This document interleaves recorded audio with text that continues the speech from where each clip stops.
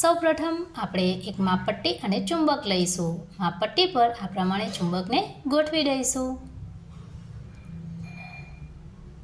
હવે આપણે નીચે એક સિક્કો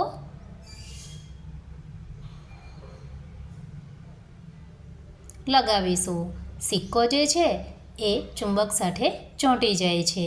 ત્યારબાદ બીજો સિક્કો, ત્રીજો અને ચોથો, આ પ્રમાણે 4 સિક્કા લગાવીશું.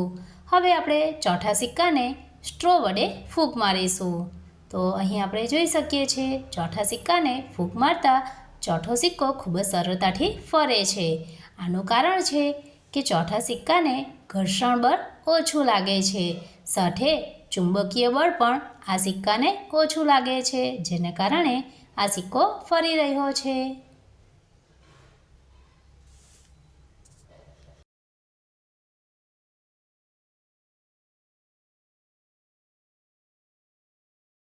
અહીં પ્રથમ સિક્કાને ફૂંક મારતા સિક્કો ફરતો નથી, કારણ કે અહીં ચુંબકીય બળ વધુ હોય છે. ત્યારબાદ બીજો સિક્કાને ફૂંક મારતા પણ બીજો સિક્કો ફરતો નથી, કારણ કે તેનું ચુંબકીય બળ તેના તરફ વધુ હોય છે.